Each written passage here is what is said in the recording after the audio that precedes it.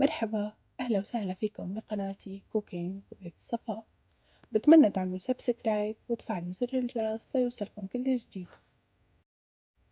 وصفتنا لليوم هي البسمشكات.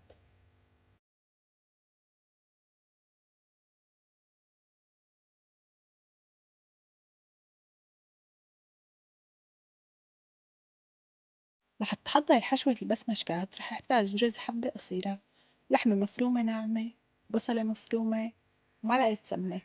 والبهارات رح احط الكركم بإيدي، بعمله بهاي الطريقة وبضيفه على الحشوة.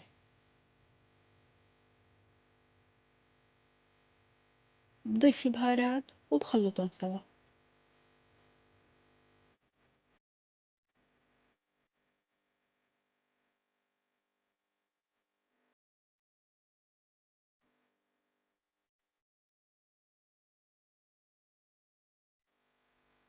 ضروري تكون شرحات اللحمة مدقوقة لحتى تصير رقيقة وتعطينا هاد الشكل.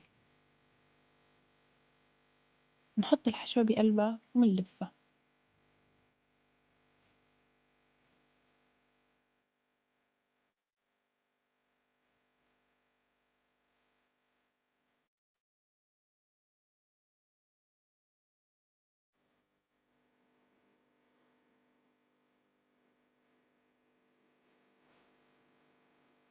رح ضيف عليها معلقة بهار وعصير ليمونة.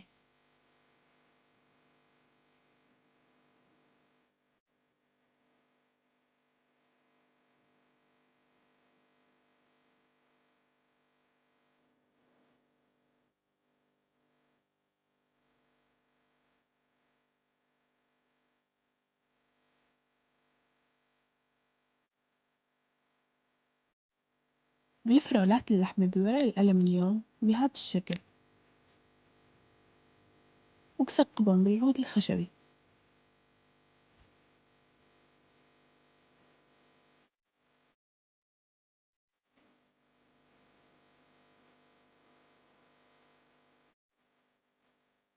بسخن مي لحتى أسلق الرولات وبضيف عليهن بهارات خشنة وبصلة مقطعة.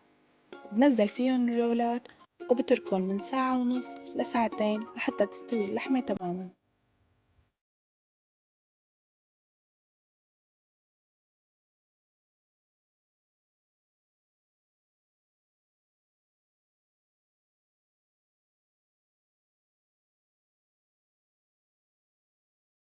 حطيت معلقتين زيت، بدي أقلي فيهن البصل، وبس يدبل رح ضيف عليه الفطر.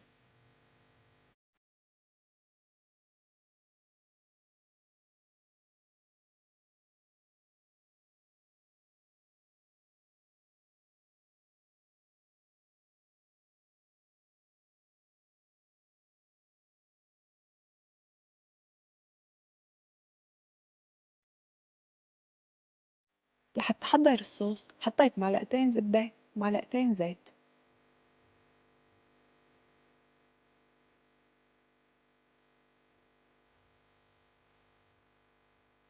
بضيف عليهن الطحين وبقلبن لحتى يتحمر الطحين.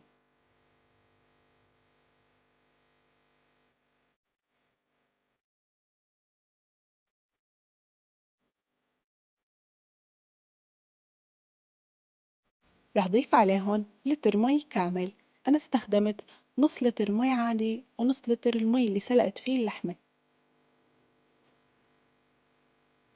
طبعا لازم نضيف المي مع التحريك المستمر لأنه ما بدي يطلع معي صوص متكتل.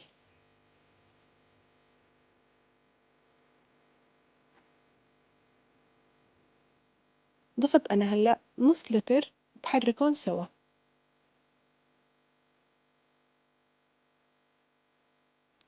وبضيف عليهن 3 معالق صوص صويا.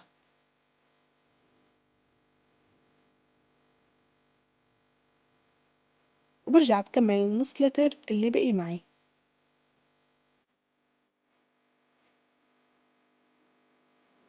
بضيف آخر شي الملح والفلفل ومكعب مرق اللحم والثوم.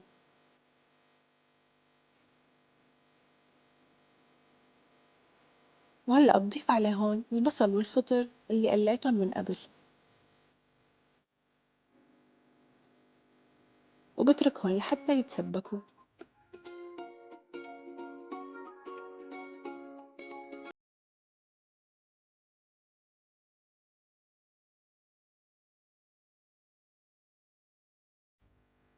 نفتح الرولات وبنضيفهم على الصوص وبنتركهم يغلوا مع بعض 10 دقايق، وبعدها بيصيروا جاهزين للسكب.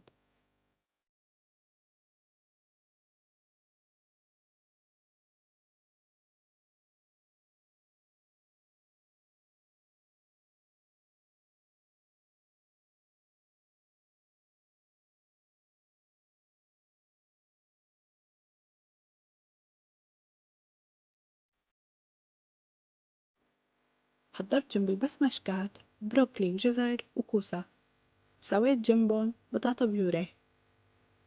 سلقت 5 حبات بطاطا كبيرة، ضفتلها معلقتين زبدة وهرستن سوا.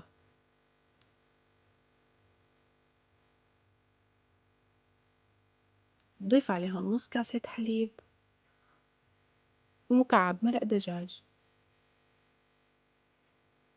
بهرسهم سوا ليصيروا بهذا القوام، وبضيف عليهم رشة ملح صغيرة ورشة فلفل.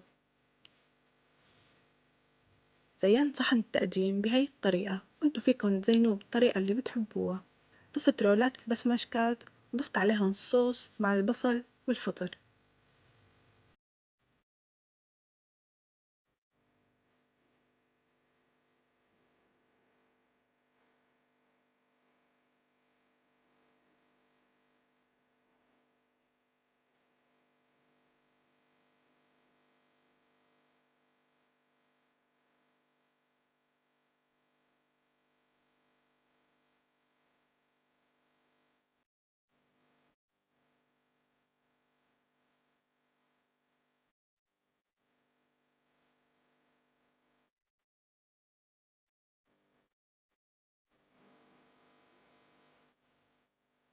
ما فيني أوصف لكم طعمة هالأكلة قديشها طيبة.